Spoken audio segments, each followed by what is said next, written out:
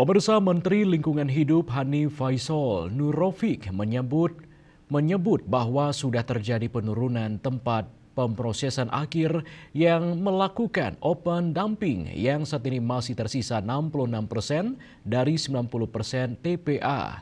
Hanif Faisal Nurrofiq menyampaikan pemerintah ingin mengakhiri praktik TPA open dumping atau penumpukan sampah tanpa melakukan pengelolaan lanjutan.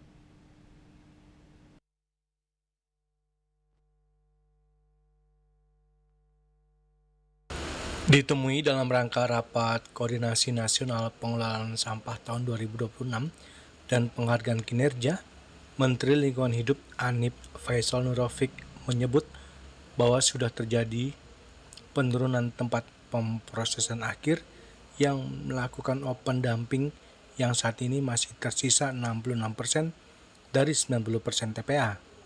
Hanif Faisal Nurrofiq menyampaikan pemerintah ingin mengakhiri praktik TPA open dumping atau penumpukan sampah tanpa melakukan pengelolaan lanjutan.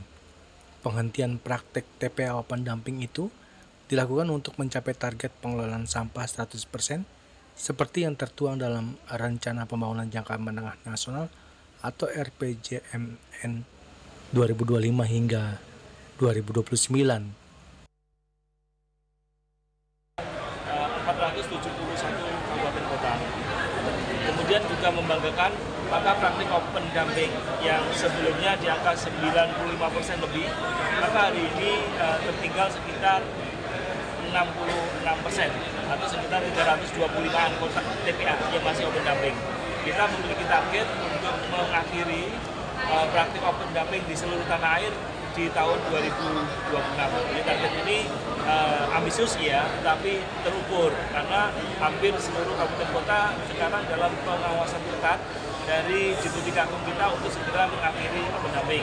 Tentu masih banyak yang harus kita lakukan. Ini baru pergilirnya yang kita sentuh. Hulunya masih belum mampu dihadirkan oleh kabupaten kota secara konkret. Sehingga untuk tahun ini kita fokus kepada penanganan hulu melalui komunikasi, informasi, dan edukasi. Kemudian di sisi hilir kita melakukan penegakan hukum.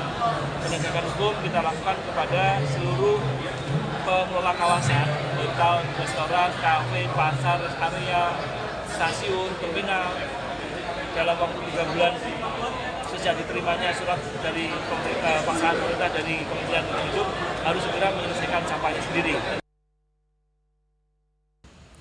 Pemerintah sendiri memiliki target pada tahun ini agar pengelolaan sampah dapat mencapai 64,3%. Terkait hal itu, ia mendorong para kepala daerah untuk mengoptimalkan fasilitas yang sudah terbangun, mulai dari bank sampah sampai dengan mendorong kerja bakti membersihkan lingkungan oleh masyarakat luas. Dari Jakarta, Julius Suwata dan Ketut Sumadiasa melaporkan.